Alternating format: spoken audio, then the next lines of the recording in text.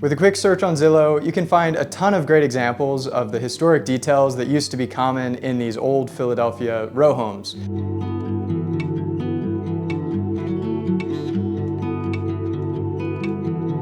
The house we're in today dates back at least to 1875, but unfortunately many of these cool details have been lost to time. You see, the house was renovated probably around the 70s, and this was peak modernism and kind of hatred of like these ornate classical details, so a ton of stuff has been stripped out, leaving us with a bit of a shell here. Even this weirdly shaped arch that's behind me, which is kind of the only piece of character in this house, is definitely not original. You can tell because it's built with drywall instead of the old lath and plaster. So a little bit of background. Back in 2021, I created a photo series documenting these old row homes of Philadelphia, and that's what eventually led me to buying my own piece of Philadelphia that you see here. One of the hallmarks of these homes I documented is the brick facade that you find on many Philadelphia row homes, and unfortunately, mine's been covered up with stucco. Now, I'd love to remove this stucco, but it was probably put there because the brick was in bad shape, so that'll be for a later project. But another thing that's fascinating with these row homes is the cornice line, basically what's at the top. Many of the ones I featured in the photo series have these beautifully ornate cornices that have corbels and run across the top. And interestingly, you can see just a tiny little piece of that right up there on the left side of the house where a historic cornice might have been. Now, there's a chance that underneath this metal is historic details, but probably unlikely. So that's another thing that I would love to introduce back into this house at some point when budget allows. The first room of the house when you walk in is the living room, and here we can see some remnants of what once was. Might be hard to make out on camera, but there's a little indentation here that shows where the fireplace used to be, and I bet back in the day there was a cool wood mantelpiece, which is pretty typical for these Philadelphia homes. I would love to restore some of that character and try to find something either on Facebook Marketplace or at an architectural salvage shop to replace what once was. Now, I'm not going to add a fireplace back, but I've seen some cool things where you just put like big candles in there and you can get a similar kind of effect. One of the things that does still remain in this house, which is one of the reasons I wanted to purchase it, is these old solid core wood doors. So I want to take all these off and strip the paint and try to use those throughout the house. And we're right above the living room right now on the second floor, and you can see much of the same here. This is the same brick chimney, and again we see this indentation where the fireplace used to be. And in this case, this is brick, and this is just drywall. So I'm really excited to see what's inside of this chimney here. Now, my plan for this bedroom is pretty similar to what I want to do downstairs, where I want to find some way to bring back that character of the fireplace with some type of mantle here, also exposing the brick of the chimney. And currently the closet is really shallow, so I want to bump the closet out, which would create a really lovely nook for this fireplace, and then I could do tile down below between these two closets. Another piece of history that's fun to preserve are these old winder steps. These used to be a staple of Philadelphia homes. They were called Trinities, where it was basically a three-room house with this narrow winding stair connecting each of the rooms. Now, this staircase, of course, is not up to today's codes, but it's grandfathered into the house. And although it might be a little clumsy to get up and down, I think it's a really fun way to, one, save space in a small house, and two, it's an opportunity to get into the shoes of my ancestors of Philadelphia who lived with stairs like this their whole lives. Another way I want to celebrate the history and add some character to this house that you wouldn't get in new construction is to expose some of the original building techniques. So for instance, right here we have like a 7-inch by 3-inch piece of lumber, and it's old growth, which makes it stronger and more unique and just something you don't see in new construction. And behind that we have an exposed brick wall. Now, back in the day they would never want to expose brick, they always wanted to put plaster on it and wallpaper. But today's day and age, it's fun to see how buildings are constructed, and oftentimes in Philly, the new things are not built with brick. So exposing that is a fun opportunity to make this house unique. And my plan is to expose it all the way up the stairwell here, and there's gonna be a light well and skylights at the top to wash this whole brick wall with light. So I think it's gonna be pretty cool. On that same train of thought, here in the kitchen, which is gonna be relocated to the middle of the house, I'm really excited to expose some of this old growth lumber that's up in the ceiling framing, and I'd probably put drywall between these bays and let a little bit of that historic wood peek out as a cool accent to the kitchen. Another feature that was pretty common in many old homes, but also Philadelphia row homes, is wainscoting. Interestingly, it's actually become a bit of a fad in the DIY world, and there are a lot of examples that, in my opinion, are just kind of poorly executed. It's weird to try to modernize this wonderful original detail. And actually, before I even bought this house, I did a project at my current apartment installing wainscoting in my living room, and I tried to go above and beyond and add a lot more trim and details and try to make it a lot more ornate than some of the other DIY stuff you see. I actually filmed the whole process of installing this wainscoting and I never really released it. So instead of just talking about it, why don't we watch me build it? Roll the footage.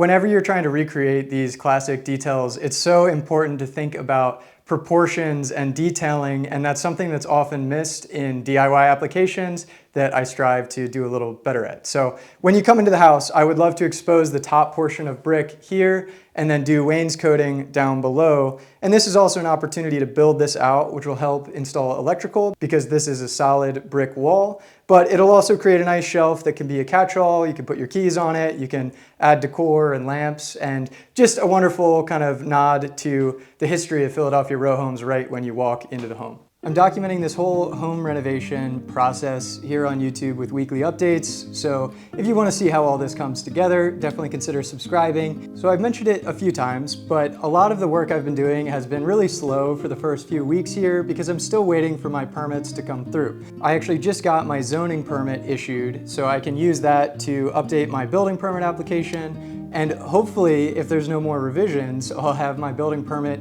early next week or maybe late next week. So at that point, I can actually start some more major work on this project and get a proper dumpster and really get things moving here. I also want to talk a little bit about how this project is actually going to happen. So in a city like Philadelphia, you're required to have a licensed contractor do most of the work. So the total DIY route is not really an option, and I'm definitely going to have to get some help. But the thing is, I still want to be involved with this project. I mean, I'm going to be here day in and day out documenting, and of course I want to help through the construction. So I've been trying to find a unique relationship with a GC that'll allow me to kind of be the project manager and also do some of the odds and ends throughout the project.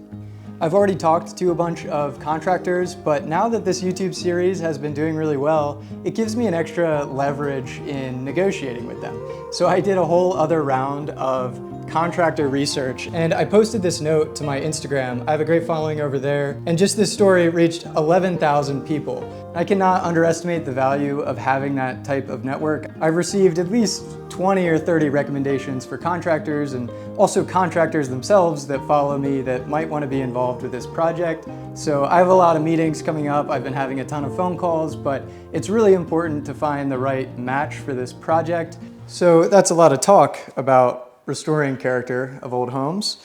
But now let's put some of that into action. I've been really excited to bust through this drywall here to see if, I don't know, they left me any surprises when they renovated it. So let's see what's in here.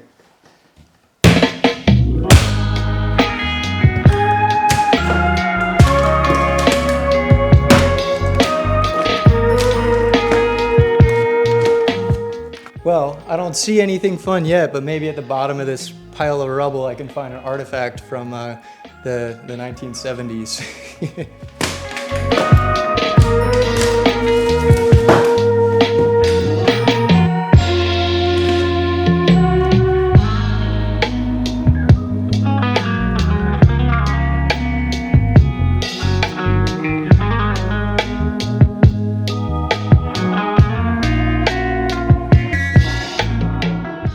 This is super cool to see.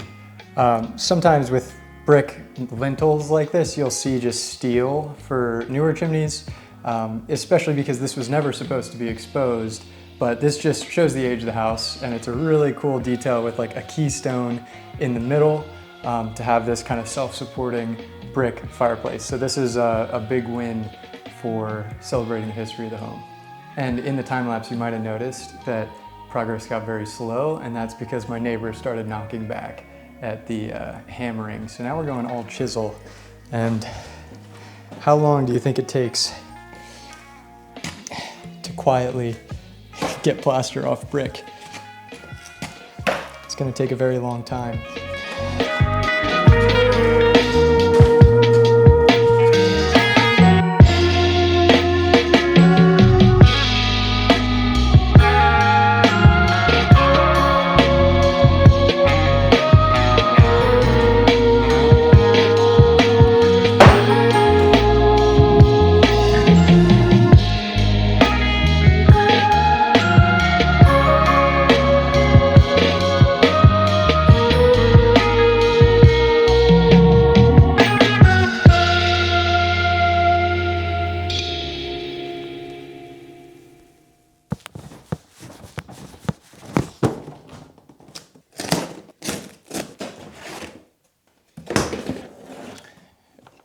Everybody in the comments been saying it, so finally got myself a shop vac. No more sweeping up the dust.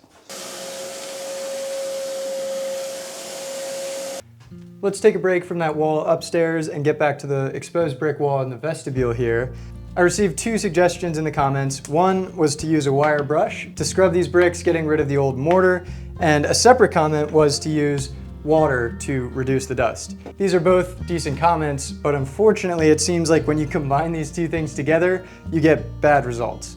So the brick has this kind of black staining on it that we didn't notice when the wall was wet. Now that it's dried out, it doesn't look great. So I did some more research, and one option for cleaning brick is to mix dish soap with salt to create a paste and then scrub it on. So let's see if we can get rid of some of this residue to solve the problem that we created here. Okay, let's do a test here. You can see this brick has this kind of black staining on the left. I'm gonna try this salt and dishwashing soap and see if we can reduce the black staining. So first we'll apply this paste, scrub it in a little bit, and then it says to wait like 5-10 minutes to let this compound do something. Okay, we waited a few minutes. Now let's just keep scrubbing. Now for a quick rinse to see how we did. I don't have high hopes.